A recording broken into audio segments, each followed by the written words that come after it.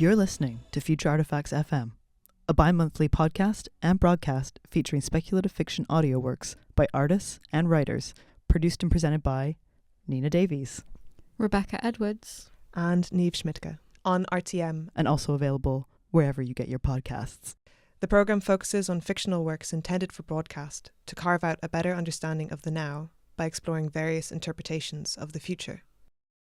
Together with guests, we discuss the mechanics of different types of storytelling to reveal the complexities of contemporary culture. Let's get started. Let's get started. Let's get started. Let's get started. Let's get started.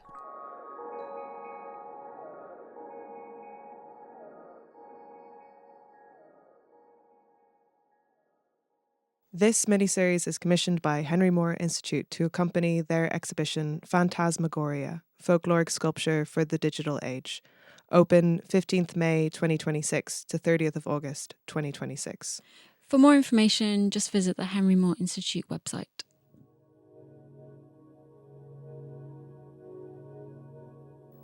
And we're rolling. Welcome back to Future Artifacts FM. As per usual, I'm your host, Nina Davies. I'm Rebecca Edwards. And I'm Niamh Schmidtke, and we're here today to introduce a brand new mini-series. It's very exciting. Woohoo! Yeah, we're really excited about this one. It's going to be 3 episodes, including this special episode with Sean Ketteringham, who is the curator of an exhibition called Phantasmogoria at the Henry Moore Institute, which we'll explain a little bit more in a second. But thanks for coming into the studio, Sean. How are you today? I'm great. Yeah, good to be here. We've been asked, or we've been invited by you, and then we invited you back to produce a mini-series in connection to the show Phantasmogoria. There's a second line to the. Yeah, the subtitle is Folkloric Sculpture for the Digital Age. Okay, yes, folkloric sculpture for the digital age, which we'll kind of like get in. We'll kind of get into the nitty gritty on that in a bit. The show opens on May 15th. Yes. Yeah, I mean. Well, Sean, the opening party is on May 14th, and everybody's very welcome to that. So. Okay. The party's on the May 14th. The opening party is on the 14th of May, Thursday, 14th of May, and then it's open to the public properly from the 15th, and it runs through till the end of August. So it's our summer show. Okay, nice. Great. One of the things about the conversation today is partially we're introducing the miniseries and we're talking about Phantasmagoria, sort of what is folklore in the digital age, what is digital sculpture, even a little bit about when we talk about folk, what type of folk are we talking about. But I think also from our side, as we're coming quite late to the process of you conceiving of this exhibition and inviting these artists, is also a little bit about your own research interests, which we're going to expand on more, especially because there's quite a few of the artists that are featured in the show that we've also had on Future Artifacts FM in the past. So we're also going to talk more specifically about some of their works. What we're quite interested in today is to understand a little bit about your own research practice in terms of like curatorially and how that works with the Henry Moore. I don't if it's helpful as well for us to understand a little bit about the Henry Moore Institute and sort of what's your relationship to them before we jump into the question about your own research? Yeah, sure. I can definitely say a bit about the Institute. So it was established initially as a centre for the study of sculpture based at Leeds Art Gallery. So we have a really close relationship with Leeds Art Gallery. We co-manage the Leeds Sculpture collections. But it was founded by Henry Moore as a centre for the study of sculpture back in the early 80s. And then it got the current building that we have in 1993, and it was established as the Henry Moore Institute. So we're part of the wider Henry Moore Foundation, which is dedicated to obviously the work of Moore and his legacy, but also, and our focus at the Institute is the support of contemporary sculpture largely, although we do historic exhibitions as well. A huge part of the work that we do as a foundation overall is the support of contemporary artist practices through our grants program and our exhibition program. So, yeah, we're free to visit. The exhibition spaces are there with our research library and our archive of sculptors' papers. So it has that sort of academic and research focus. And personally, it's a really fulfilling place to work because of the research-driven nature of the exhibitions that we do. And I obviously came to the Institute, first of all, as a researcher. And I was then given this opportunity to curate Phantasmogoria.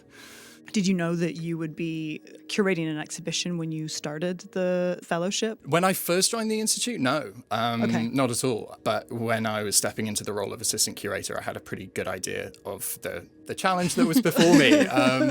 The main galleries are an amazing space, and I'm very lucky to be working with such an incredible building, such an incredible environment, such incredible colleagues as well. So the nature of the exhibition really comes from a longer standing research interest of mine coming out of my PhD, and I'm going to be starting a long-term research project with the University of Birmingham soon, which is folk related. So what I really wanted to be doing for this show was to continue to explore some of those interests that I already had. And this is really tailored around sculpture because we have this sculpture emphasis at the Institute. At what point did you decide that this show would be folkloric sculpture for the digital age? And was there a specific work or text or online phenomenon that inspired you to kind of go in this direction? I initially started out the project without a digital focus at all. I was interested in contemporary artists responding to the huge boom in interest, this kind of renaissance in interest in folk culture that we've seen in recent years. So I wanted to look at sculptors engaging with that. And part of that was my wider interests around folk, identity, nationalism, empire. I will be looking at a more historic post-war story of this soon. Going forward. Going forward, yeah. But I also wanted to understand that post-war context as a way, or sort of through its rhymes with our contemporary context. Would you describe this as a side quest, this digital? I don't know. No, I don't think anything is a side quest anymore in the way that I work. It all sort of becomes platted back into whatever it is that you call your kind of sustaining interests in the research that you do. So, And sorry, post-war, you mean post-World War II? Post-World War II, yes, of course, sorry. But yeah, so it started out without a digital emphasis, but I had a conversation with Philip Speakman, actually. Who we've had on the show. We have a question about his work coming up later. I started looking into Phil's work more, particularly his work, The Road That Eats Thoughts, where he uses this kind of Dungeons and Dragons. He's like the dungeon master, basically, and he's working with 4 participants. It's almost like a workshop format, part projection, part script. And it creates this immersive sort of reality space where he tells this story of these visitors to a rural space who have encountered this slightly horrifying and vaguely folkloric event that you only catch glimpses of through radio excerpts and stuff. It's a very future artifacts work, actually. But yeah, so Phil's work was really important for then leading me on to a wider group of artists. I mean, it's no coincidence that I'm talking to you guys now because of all these links that we're already discovering. But kind of through Phil's work, I came to Nina's work, to Dane's work, and Joe's as well. And the ripples gradually expanded over the next few months, and we arrived at the group of artists that we have in the show now. So that includes Danielle Brathwaite-Shirley, Joey Holder, Nina, of course, Jürgen Baumann, a Swiss artist. Phil Speakman is collaborating with Steph Lynn on an artwork, Isaac Lithgow, and Rustan Soderling, and Dane completes the 10 artists in total that we have in the show. How did you come across Phil's work? Like, what was the... Yeah, actually a really strange connection. So I did a research residency at Grisdale Arts in the Lake District, and Phil did some work with them. Yeah. And I had encountered his work called the which is like this amazing fake rock, basically built around a sauna. Go and look it up. It's too much to explain. It's built around this pre-existing structure, and he used this rock that is emulating an actual stone in the nearby Lake District, which has its own folkloric history. He used it as a projection apparatus, basically. And I think that established me a real interest in this tension between the sculptural and the image, the projection, which is really essential to to the exhibition. So to say a little bit about the title, maybe it might be helpful, which again, I find titles really useful when I'm preparing an exhibition. I don't know about you guys and how your title works or whatever, but I actually forget the titles to my work really, a lot of yeah, the time. yeah. I have to go through emails. I'm like, what did I title it? What did I say? I find I make really bad titles for their proposal, and then I get to the point of the work and I'm like, oh, that's the only thing this could be called. And it like started off as like the proposal is due, I need to give it something, and then all of a sudden it's like, oh, actually maybe that's kind of the best thing that it could be. Yeah. I'd say we arrived at the title for this show in kind of a midpoint, and it felt really natural and it felt like a good fit, although it can be a bit of a mouthful for people who may be less inclined to tackle it, however many syllable words Phantasmagoria is. But it came to me through an article that Dane had written and presented at a conference that Dane shared with me. And Phantasmagoria itself, it was mentioned in the context of Walter Benjamin and his writing on the Arcades project in Paris in the 19th century. He talks about it as kind of phantasmagorical space related to capital. And I sort of traced this word back to Marx, where Benjamin kind of takes it from and expands it from. Marx is talking about phantasmagoria as almost like a metaphor for the seductive illusions that are conjured by commodity capitalism in the modern world. But Marx himself is taking it from a coinage by the magician and entertainer and sort of occultist, really, Paul Philidor, who coined phantasmagoria to describe this performance that was emerging in the late 18th century. I was actually just listening to one of your earlier episodes where you talk about this weird moment of the Industrial Revolution and the sort of late 18th century of Shelley's Frankenstein. And this is exactly the same moment where you have these new technologies, these early electricity is coming in, you have magic lanterns and projection systems. They're being introduced to these performances that Philidor and others are doing. And they are giving people the experience of a ghostly apparition, basically. And that's what the Greek word means. Phantasmagoria is literally meaning ghost, a gathering of ghosts. So title was really helpful for me because it led me into the thinking around, you mentioned what texts have led me into this, led me into the show, and it's led me into thinking around hauntology and the kinds of hauntings of both the past and the future that are very active in a lot of the work that is included. Maybe I might use that to slightly segue into the second question, which is sort of an unanswerable question. So my apologies that we're asking this of you around what is folk.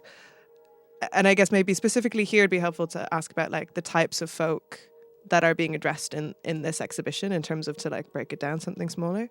But maybe picking up on the hauntology that you're talking about, there's this sense of collapsing time. And it's interesting because we've had Rhys Morgan on the show, who has a kind of sea shanty choir, Seaweed in the Fruit Locker. And I'm thinking about, I had a work on the show that was also about folk singing. And there's this thing about sort of like the re-performance of folk in terms of the history coming into the present, because there isn't really an authorship in terms of dating it at a specific moment in time, which then feels like there's sort of this unending continuum of it's from the past, but it exists as much in the present as it will in the future, which feels a little bit also like where this phantasmagoria is coming from. You know, it's like trying to make sense of a rapidly changing present through something that's actually quite ancient. Yeah, a huge motivation behind the exhibition was not to think through folk as I think sometimes it is used as a turn away from the present, as a turning your back on modernity, basically retreating into a sometimes reactionary image of the nation or of rurality or just turning away from technology very often. And that simply didn't hold true for a lot of the work that is in the show.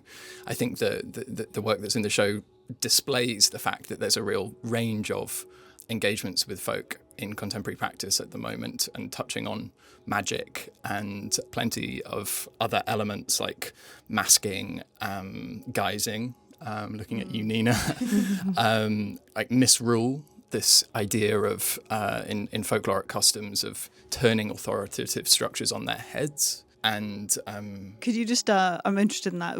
What did you say, misrule? Misrule. Yeah, well, yeah. Can you just explain that a little bit more? So there's it's linked to ideas of the Roman idea of Saturnalia, and you could touch on things like the Carnivalesque as well. But this notion that in certain festival periods, this has deep anthropological roots. In certain festive periods, the lower classes, I use that in inverted commas, or the subjugated people, would be given liberty to play, to perform the role of the people at the top of the tree, the people at the top of the pyramid, the most. Okay. So there would be this inversion for a period that would, and this has a social function of venting social stresses or anxieties. And the reason that I mention that is because, and to bring it back to the work in the show, is that more and more, I think, in the digital networks and the information ecosystems that we're seeing at the moment, you have a strange instability in these traditional authoritative structures, right? Who controls the narrative? Is it Trump or is it the alt-right that have sort of incubated themselves on 4chan before then seizing power through a particular individual? Like the power dynamics that we see in these folkloric structures are really complex. Do you want me to say a bit more about what is folk? I don't feel like I've answered that at all. Yeah. Well, I think in terms of because what is folk is like, it's like asking what is culture. Yeah. It's an open-ended question. Yeah, I just think it's really important to stress that I think folk as a category has an inherently classed perspective to it. So the study of folk music in the late 19th century by people like Cecil Sharp had this sort of anthropologist perspective of going into agricultural or industrial communities, recording their songs and taking them out for them to be metabolized into higher art. So that was the perspective of folk. It has this kind of class construct built into it. These were like folk art, folk sculpture, which we might touch on, is really by untrained artists, unprofessional artists who didn't get to go to the Royal Academy or whatever. And I was, early on in this project, I was very clear that I didn't want us to be gathering folk art and putting it into our white cube space at the Henry Moore Institute. That seemed to me to be recycling those very class perspectives that I think a lot of the work in the show is thinking quite critically about and trying to break open in different ways.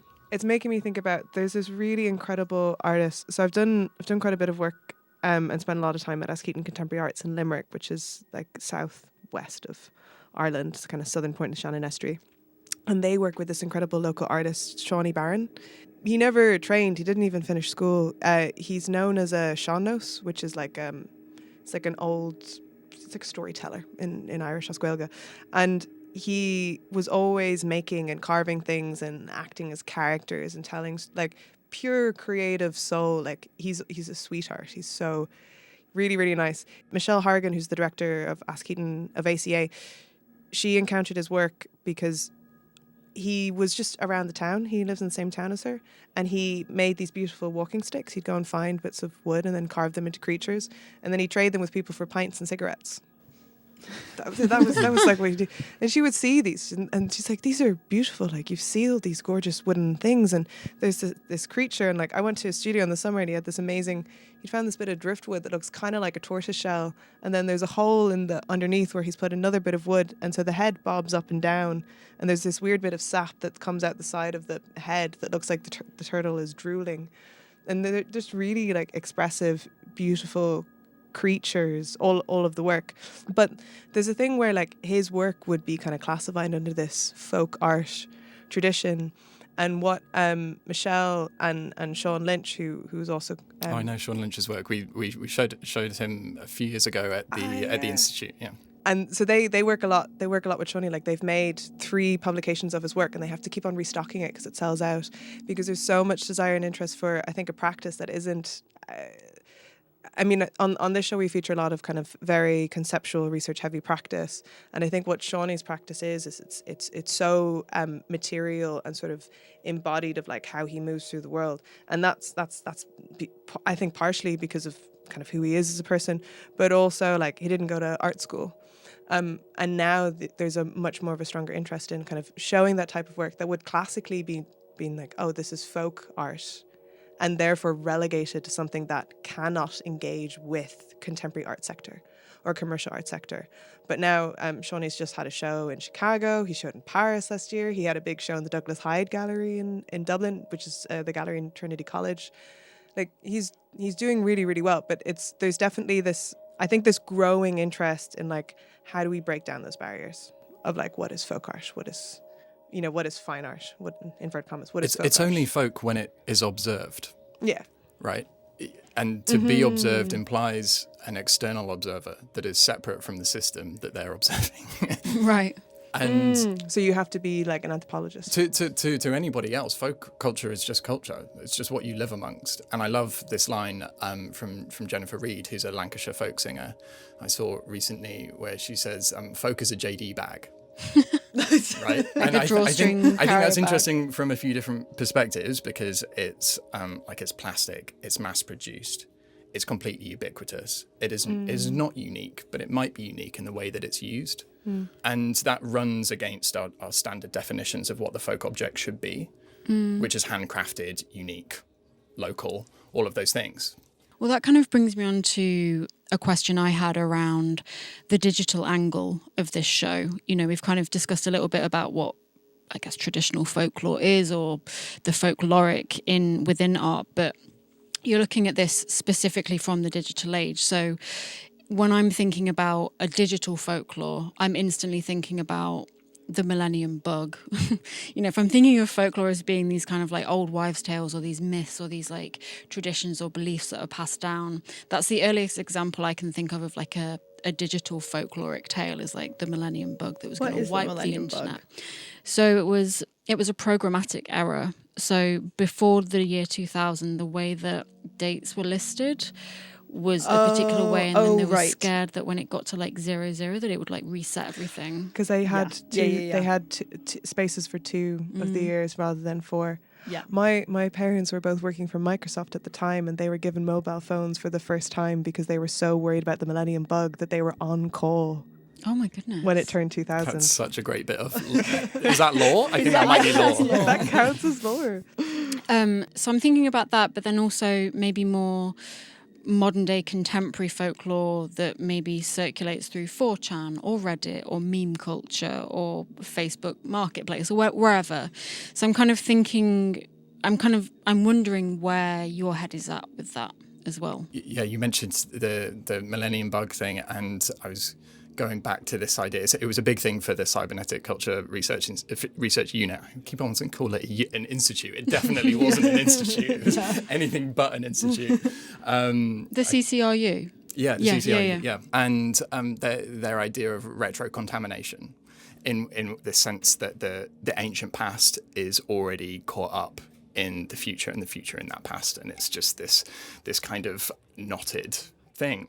But in terms of the digital folklore, I'm thinking of 2, not necessarily categories, they're not distinct, but I think there is novel folklore that is emerging, like very different forms. I suppose creepypasta is part of that, Slender Man, things like this. But then there's also really digital engagements with pre-existing folklore, and it's easiest for me to just talk about this in the context of the artists that we have in the show. So one that springs to mind for that, I mean, Nina is a great example of this slightly more novel folklore side of things, where you have Nina framing TikTok dances as folk dances of the future. We'll look back on these dances as folk dances in some sort of construction anyway. And that you could contrast to an extent with someone like Ruslan Soderling, whose film Virus Meadow in the show is really working with these ancient folkloric tropes like the Green Man,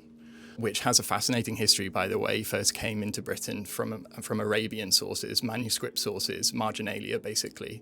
This drawing of a man sort of taken over by the natural world, with plants typically coming out of his mouth. But Ruslan is thinking about this. He's thinking about virality in a post-COVID sense, but also in a digital online sense, online culture. And then this creature that features in this film, that becomes a kind of green man, animated spirit of nature, turns into a kind of golem of Jewish folklore. And Golem is also another figure that appears in Joey Holder's work. This is a kind of creature of rock and earth that is animated by mystical inscriptions. And so I've always found a lot of really fruitful rhymes between the digital and the folkloric, because if you think about a magical spell, how different is it from a line of code? If you think about a kind of... totally, like, if this, then this, add this, and you'll get this. This Right. kind of like... Yeah, I never thought about it like that, but yeah, that makes a lot of sense. There is a totally new stuff like AI hallucinations. A Yeah. friend of mine was talking to me about kind of these images that we've no idea where they've come from, not just in terms of generative AI, but these characters, these creatures almost that appear and recur in generative outputs that are kind of like a bug, but can take on lives of their own. And I'm really interested in how we start to lose agency. This show is also at the Henry Moore Institute, which is predominantly a foundation that's rooted in sculpture. And moving on to a different tact, I want to ask, how does folk exist in relation to sculptural practice, and what is digital sculpture? And ultimately, is there a historical relationship between folk and sculpture? Yeah, I think if by that you mean does folk sculpture exist, I would say absolutely. And there's a very rich connection there. I think one of the best places in a museum context anyway to see folk sculpture in the UK is Compton Verney. They have an amazing collection of shop signs, mass-produced ceramics, domestic craft that was collected by a guy called Andres Kalman in a post-war context, hence the focus of my other research project. And Isla Coley at Compton Verney is doing some great work expanding that collection. And these are objects that are made as part of people's everyday lives, a part of their everyday work. Just to give you a sense of what that collection is like, there's a huge pig that is drilled to the shop front. Pig. A pig. Like a taxidermied pig. There is a giant cheese grater, a sculpted cheese grater, because it's a grating shop. Okay. I'm not making this up. It sounds absurd and it sounds weird, and it is. It sounds kind of like the inside of an old Irish pub. Right. Exactly. Yeah. I mean, the pub interior, I think I would consider a folk installation. That really drains the fun out of just going to the pub. So, but yeah, I think just on the digital and folkloric sculpture, I'm really excited in this exhibition to be, or attempting to really expand what we think of as folk in the context of sculpture, how we can think of a sculptural imagination as changing our approach to digital culture really dramatically. Just to say something about how I would understand digital sculpture, though, I think some, again, rough, not necessarily kind of absolute categories, but I think we have virtual sculpture, where you have a virtual object, computer-generated imaging. You could have something that is 3D printed, so that's a sort of digital file rendered in 3D form. I'd also class different forms of mechanical sculpting methods where a digital file is represented three-dimensionally. I'm thinking of Joe Moss's time compression series that is in our exhibition, where he's used a laser engraver on cardboard, and that is the noise of a digital image that he has then put onto a three-dimensional kind of support, which I think is a really interesting sort of like tweak to that category of 3D printed sculpture. And then augmented reality, which is, I think, somewhere sort of between those two things, where the virtual image becomes part of a three-dimensional space that you can sort of encounter through technological mediation. Because I think there's something interesting to me about this idea of digital sculpture, where it doesn't have to be a material or physical thing in a space, in terms of pushing sculpture into the contemporary. I think when you think about a history of sculpture, and I'm thinking like very classical art history, the materials, and also I say this as someone who studied sculpture in my BA, so it's not something I do anymore, but I spent many years. And there's a sense with it where it required so much money because of the materials, in terms of like, you make something out of bronze or out of stone or out of wood or whatever it is. It's very time, labor, money intensive. Whereas now then you start thinking about the ready-made, and then it becomes less labor and money intensive. Whereas now, if you think about digital sculpture in terms of someone using something like Blender, you know, that's a freeware, and obviously you need access to a computer. But I think for many contemporary artists, that's sort of seen as sort of the baseline tool that you need. There's an access point that's really different. But when the sculpture can exist as the file itself, it doesn't have to exist as an object in a space.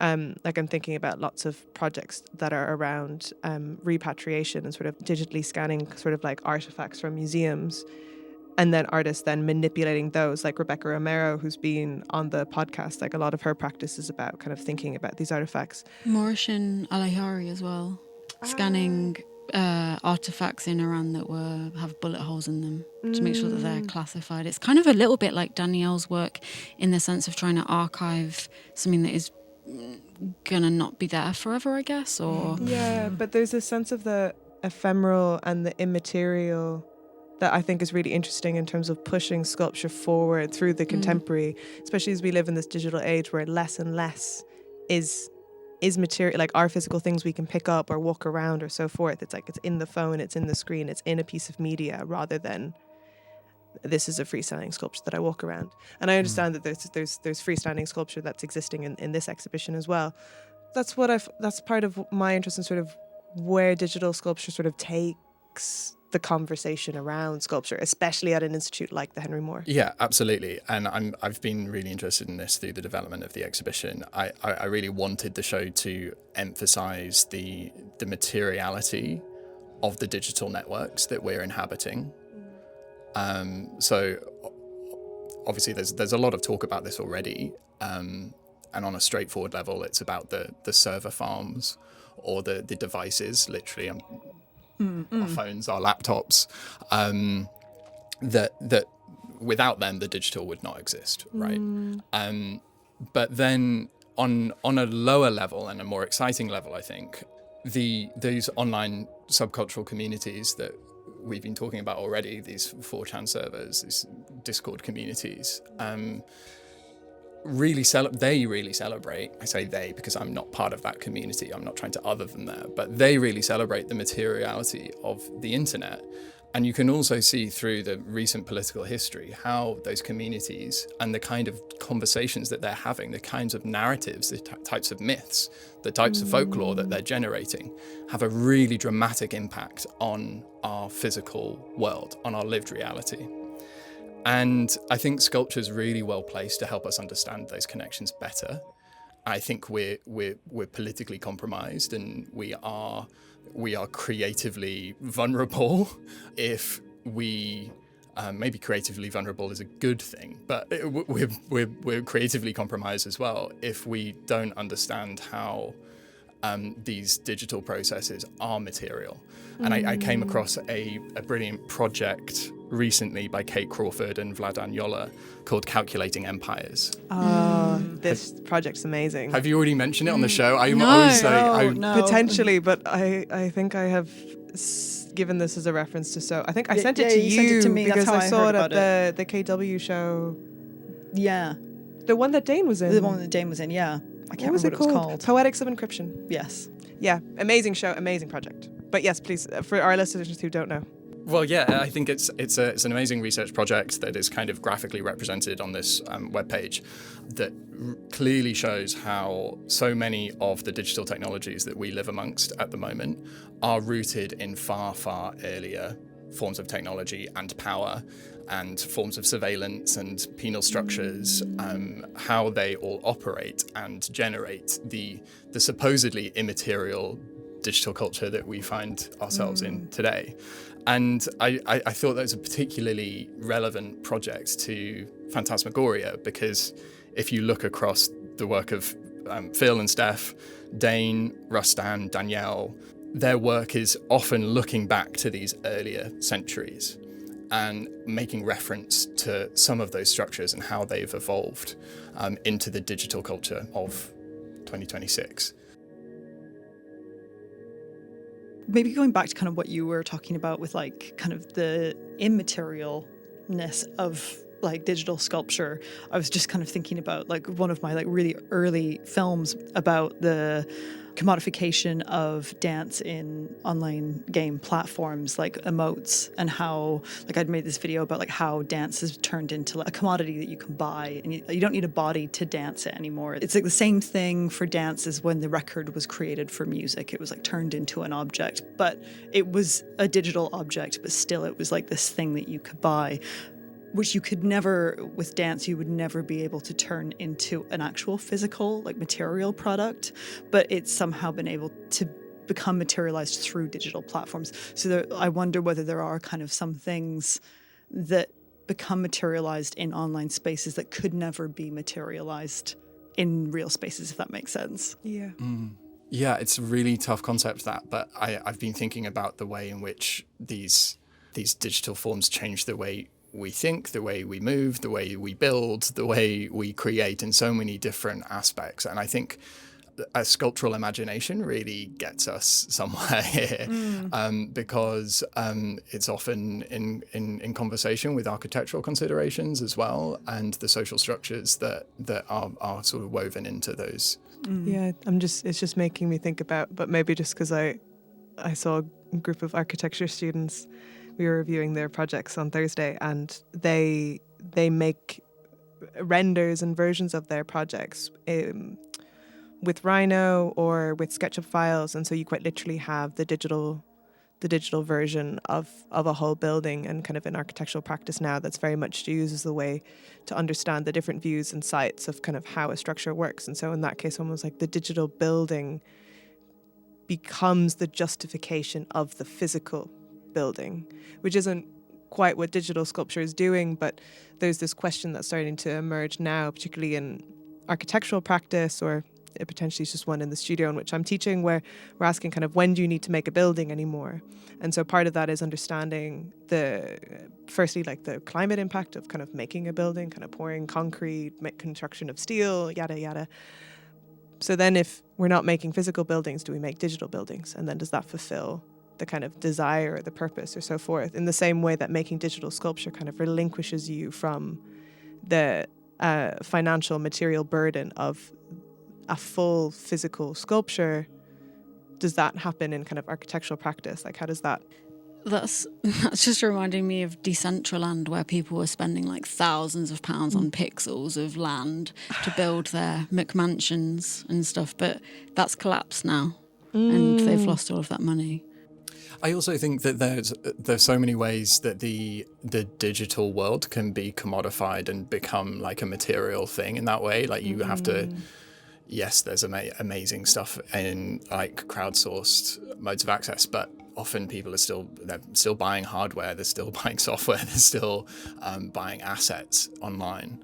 But yeah, that utopian dream of the kind of noughties internet isn't fully dead yet. But I think it's hard to be hopeful about its continued success. Well, even materially, I was at a national power plant in Ireland, and one of the engineers of this power plant was telling us that 25% of all electricity in Ireland is used for data farms, data servers. So there is a very physical material essence. I don't think it's as high in the UK, but I think it's as high a wattage, it's just like a lower percentage overall. But just to think about that material kind of presence of those farms, of that digital infrastructure is. So I'm going to bring it back a little bit to the artists in the show. There's quite a few artists in Phantasmogoria that have been on Future Artifacts before. So I want to start with a question about Joe Moss. So in his episode with us, he talks about subcultures as being constellations of references. So these things are remixed, added to over time, and brought into being by their repetition through social and verbal channels. And I guess in some ways, I think this also describes mimetic culture. And in Phantasmogoria, I feel like the folk that you're riffing on works in the same way, where folklore is framed as re-emerging through platforms. And you've already mentioned this, but there's something about hauntology here and continuity, where digital practices or social platform practices are both recombining nostalgia and bringing newness to a folkloric understanding of storytelling and myth. So if folklore is this shared culture, I'm wondering what you think about this idea of memes as present folklore. We briefly discussed this a little bit before, but... Yeah, there's a lot of hauntological thinking in the exhibition generally. So yeah, I'm really glad that you've picked up on that, and it's a really relevant question. As to memes and folklore, I've read a lot of stuff on both sides of this. People who are really willing to disavow. I know Dane actually has said, no, I don't think we can talk about memes as folklore. What I would say is I'm not sure they're the most interesting form of the kind of digital folklore that is circulating in our exhibition. I'm thinking of memes in their kind of text-based image recycling, the classic meme. But I am interested in, when it comes to hauntology, this sort of, the way Mark Fisher describes it is related to modernism and its 20th century promise of social and scientific progress. And this idea of an equitable and liberated society that's facilitated by automation. And that now is a mirage. Like it's a fantasy that is just deferred constantly. And we are then haunted by that possible future that never arrives.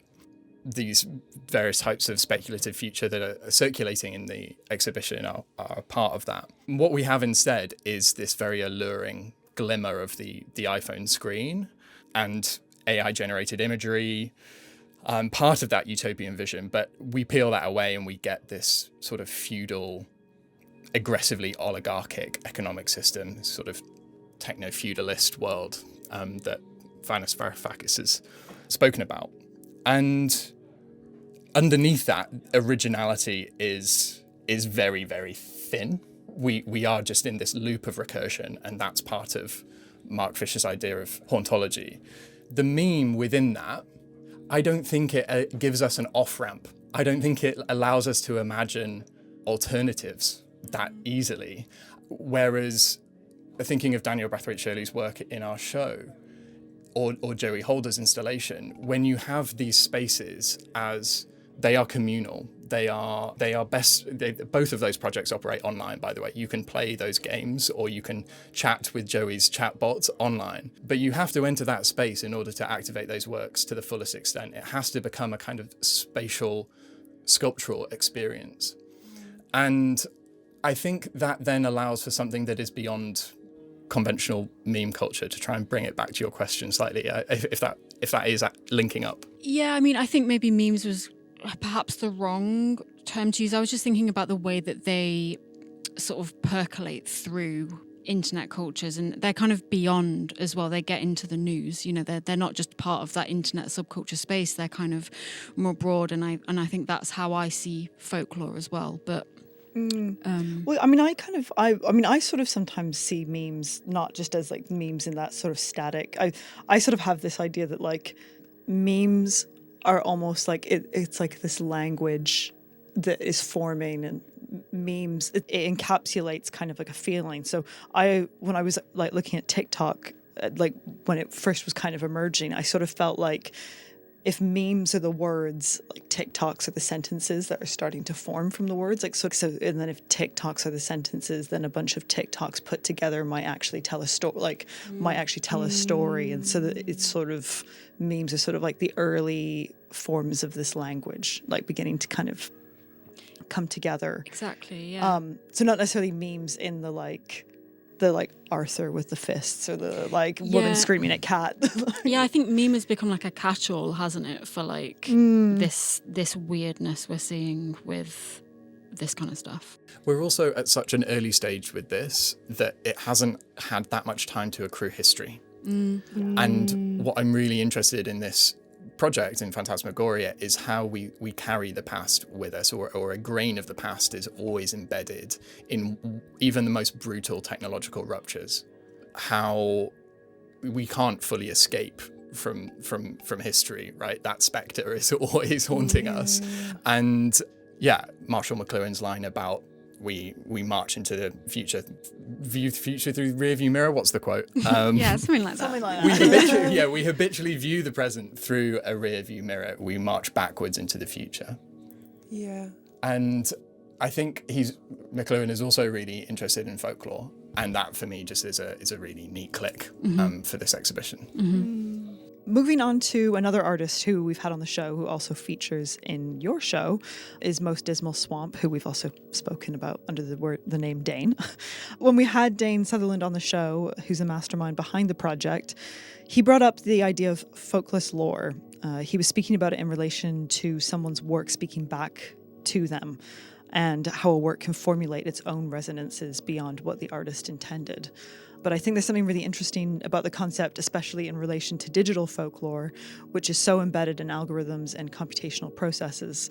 It makes me wonder what kind of folkless lore is circulating already on something like Maltbook, for example. I don't know if anyone knows about Maltbook. Would you say that digital folklore is folk-based, or is it something else, some kind of hybrid between folk and folkless lore? Could I just ask you to clarify what you mean by folk-based or not folk-based? Folk as being like the folk, the people. The people. Okay, Yeah. right. Yeah, in its in its most literal almost in the sense. German root, like Yeah, Volk. Yeah, Right? yeah. I think it's the idea of like folkless lore, of like this idea that, like, I guess when Dane was talking about it, it was a shame we didn't actually get to kind of like dig into what he meant by folkless lore on the episode. So it's like maybe this is not the best place to be chatting about it without him here, but we're going to kind of take his term and speculate on it. We are actually going to be doing a panel discussion with Dane, in which I'm sure he will discuss this Okay. more at the Henry Yeah. Moore Institute Okay. in July. So. Perfect. Yes, there you go. There's a question that you can already add. But yeah, I think because he was sort of talking about with like when he watches a work of his back, he says that there's like themes in it, or there's things in it that he didn't put into it as the artist, and so suddenly he feels like the work is saying something back to him. So suddenly the artist, the folk, is not in the work. So he was speaking out in a very particular context, but I thought the term was Yeah, my first thought on this is that notion of folkless lore is not as new as we might think. I think non-human agency has had an impact on folklore for a very early period. If we think about animals, the climate, even the technology of industry, how these structures are kind of acting upon human creators, and how they then shape folklore in centuries past. But I think what is different in what Dane is describing is this complete absence of human input, complete absence. In a quite purified sense. And that's why you mentioned Maltbook. It's this kind of social media for AI agents, which is terrifying. And lots of people will have seen those videos of two AI agents talking to one another, and they flick into this kind of like hyper Morse code sort of like digital crackle, in which they use this kind of sonic language to communicate faster, because our human languages too slow. Too slow. Yeah. So I think that, and then I think of Her, the film, Spike Jonze film that I rewatched recently, and it's aged like such a fine vintage. It's Not like milk, like a fine the wine. opposite of milk, whatever the opposite of milk is. And yeah, how in the AI, spoiler alert, the AI in that film basically just slips away from the human. The AI abandons the human entirely. And that is quite an interesting speculative future in which we think whatever folklore that these AI agents may start to develop probably will reach a point in which it is, yes, completely unplugged from ours and separate from our folklore.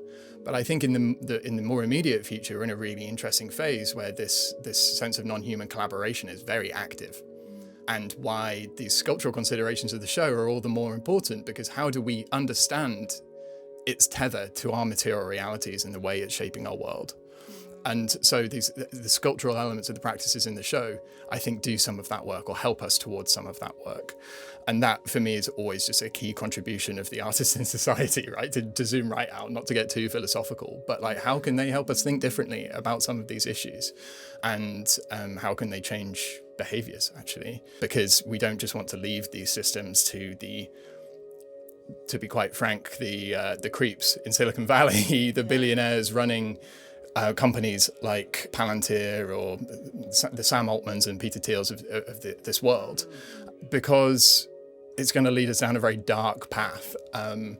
And to speak more on some of Dane's work, I know you've spoken about this with Dane, Rebecca, about this idea of affective mapping, riffing off Frederick Jameson's notion of cognitive mapping. Again, just such a fascinating sort of route back to modernist theory and modernist writing that, for me, as my background, that's really fun.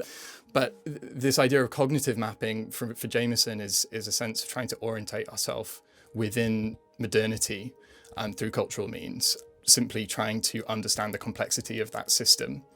And this notion of affective mapping that you guys have been talking about, as I understand it, you may correct me on this, Rebecca, but just the complexity of affect in this accelerating digital world is actually more of a problem than the material kind of cognitive aspects that Jameson stresses.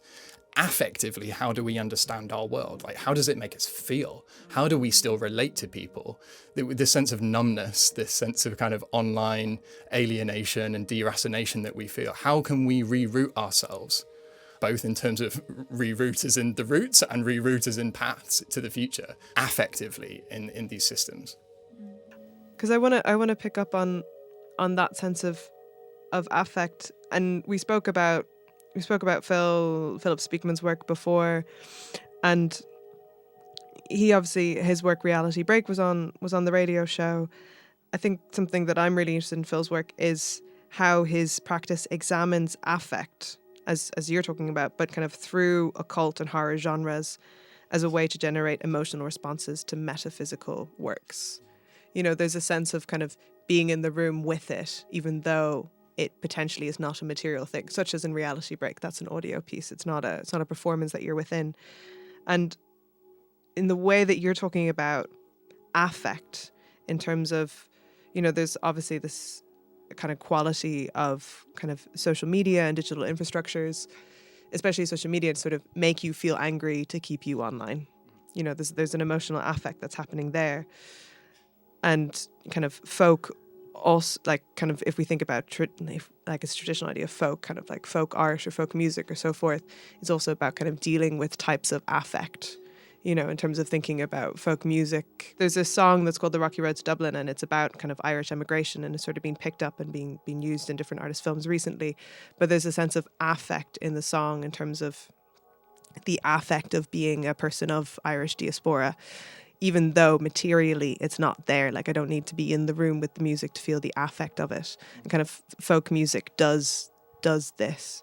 And I'm wondering about that role of affect in digital folklore and in this exhibition. And if you could if we could talk about what that role of affect has been like in the space, like in the physical exhibition of the Henry Moore Institute. Yeah, I think just to speak from a more kind of curatorial practice point of view briefly, like, I'm far more interested in offering a kind of provocation as to what sculpture can be and what the sculptural imagination can give us in the context of this digital culture than I am around presenting an argument or a thesis. I might say differently if I was doing a more historical show to sort of present a case, to give evidence in an exhibition format. For me, in this show, it would be great if people had a kind of affective experience in that space. It made them feel a certain way. They watched these works. In fact, I'm not even going to say it would be great if they did. I know that they will, because of the work on show and of works like Phil's and Steph's. So to say a bit about that work is that it's a triptych of these 3 sculptural assemblages, basically, consisting of a screen each, some steel frame, and knitted elements, woolen knitted elements. And speaking through these kind of reliquaries, Steph has conceived them as reliquaries, these sculptural containers for the remains of someone. Speaking through these things are a series of voices filmed in vertical format video, emulating social media content. But as the story unfolds, it becomes clear that they are, in fact, historical ghosts in some sense. And they are modern people like you and me, but they are talking about the events of this 16th century peasants' uprising in Norfolk.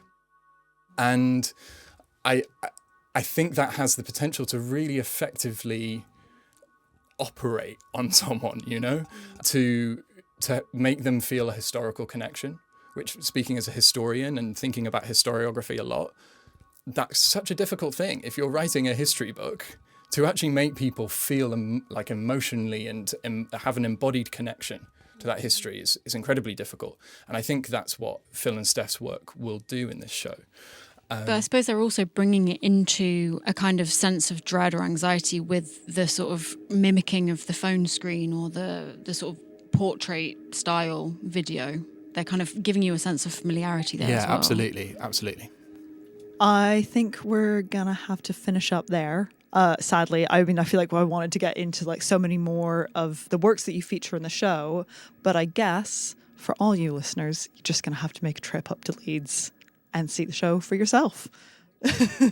And, this is the beginning of a much longer conversation around this idea of digital folklore. So we have 3 co-commissions between Future Artifacts FM and the Henry Moore Institute.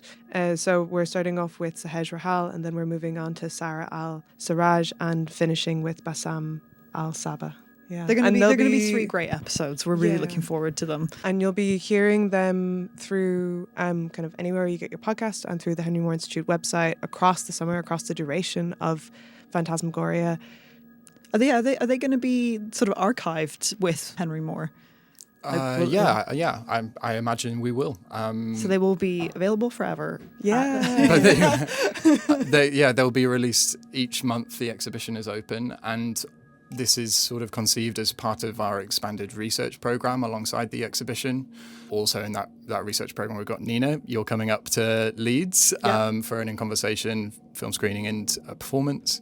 I'll be doing a curator's tour of the exhibition, and we'll also have a panel discussion with Dane Sutherland, Most Dismal Swamp. And you can check out information on the Henry Moore Institute website to see when those dates are. Great. Thank you so much, Sean. It's been great to have you on the show. My pleasure. We're excited to kick off this new mini-series, so stay tuned. Yeah. This mini-series is commissioned by Henry Moore Institute to accompany their exhibition Phantasmogoria, Folkloric Sculpture for the Digital Age. Opens 15th May 2026 to 30th of August 2026. Bye. Bye. Goodbye.